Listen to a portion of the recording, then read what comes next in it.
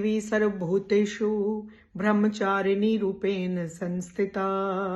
नमस्तस्यै नमस्तस्यै नमस्तस्यै नमो नमः। जय देवी सर्वभूतेषु विद्यारूपेण संस्थिता। नमस्तस्यै नमस्तस्यै नमस्तस्यै नमो नमः।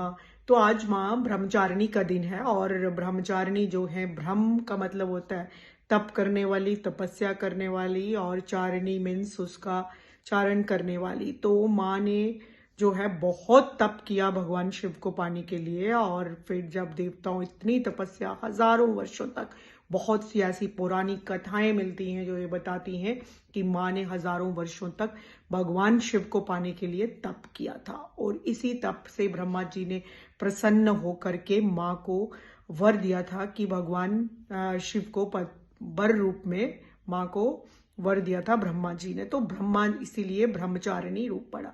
और भी बहुत सी पुरानी कथाएं हैं। ये दो कथाएं मैंने आपको बताई जिसमें हजारों वर्षों तक माँ ने भगवान शिव को पाने के लिए तप किया, और इस तप के लिए उन्होंने कुछ खाया भी नहीं। सिर्फ पहले कुछ वर्षों तक माँ जो थी वो फ्रूट खाती थी, फल खाती थी। उसके बाद से माँ ने कुछ भी नहीं खाया, बेलपत्र खाती थी। ये भी पौराणिक कथाओं में लिखा मिलता है। और सबसे बड़ी बात है कि माँ ने तप किया, तपस्या की भगवान शिव को पाने के लिए, इसीलिए माँ का रूप।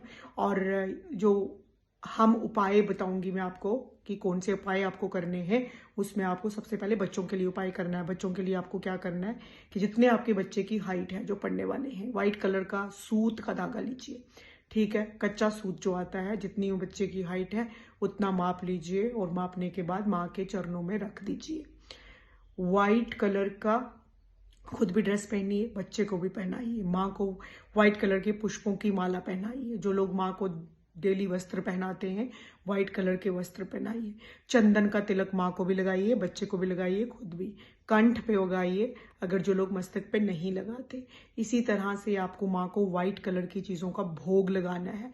और भोग में आप मिश्री धागे वाली, जो कि रॉ फॉर्म में होती है, उसके बाद से खीर बना करके, खीर भी आपको मिश्री डाल करके बनानी है, वो आप माँ को भोग लगा सकते हैं। इस तरह से अगर आप उपासना करते हैं माँ की, और तप करना है, ये बच्चों के लिए बताया। बड़ों को अगर ज्ञान की प्राप्ति करनी है, अध्यात्म में आपको बहुत आगे जाना है, तो आपको माँ की इसी तरह से उपासना करनी है कि माँ का ये वाले मंत्र जो है वो आपको पूरे कंठस्थ करने हैं। दुर्गा सप्तशती के आपको सभी पाठों का अध्याय करना है। सभी पाठ ना कर सकें तो आपको 12वें अध्याय का पाठ जो है वो जरूर करना है। दूसरे अध्याय का पाठ भी आप कर सकते हैं माँ को प्रसन्न करने के लिए। तो ये सभी रूप, जितने भी 9 रूप हैं, ये जो दूसरा रूप है, ये व्हाइट वस्त्र में जो दिखता है, जिसमें आपके माँ के हाथ में जो है वो एक हाथ में माला है और दूसरे हाथ में कमंडल है। कमंडल जो है वो ज्ञान को बताता है, माला जो है वो तप को दिखाती है। तो माँ का ऐसा स्वरूप है कि व्हाइट कलर के माँ ने वस्त्र पहने हैं, हाथ में माँ ने माला पकड़ी है, और साथ ही में एक हाथ में कमंडल पकड़ा है। तो ये सब चीजें जो हमें बताती हैं कि माँ ने किस तरह से कितना तप किया, हजारों वर्षों तक तप किया कि वो भगवान शिव को पति रूप में पा सके। तो आप सब भी जो है ज्ञान को हासिल करने के लिए, अध्यात्म को हासिल करने के लिए, कि ओ सिद्धि कुंजिका का पाठ करिए, और सिद्धि कुंजिका के मंत्र का बार बार उच्चारण करिए, हवन करिए। और खीर से अगर आप हवन करते हैं, अब जलती हुई आग में आपको खीर की आहुति देनी है। और ओम ऐं ह्रीं क्लीं चामुंडाई की जगह ब्रह्मचारिणी का नाम लेना है। ओम ऐं ह्रीं क्लीं ब्रह्मचारिणी रूपेण संस्थिता। इस तरह से मंत्र बार बार पढ़ते हुए आप जो है स्वाहा जरूर बोलिए, क्योंकि स्वाहा से ग्रहण करती है अग्नि। तो अग्नि की 7 जीवाएं हैं, उनमें से जब आप स्वाहा का नाम लिखते हैं तो मुख खुलता है, और आप जो है हवन की सामग्री उसमें डालते हैं। अगर आपको रेडीमेड सामग्री ला रखी है, उससे भी आप माँ का हवन कर सकते हैं। रात्रि में पूजा करिए, विशेषकर रात को 11 बजे के बाद से अगर आप माँ की उपासना करते हैं तो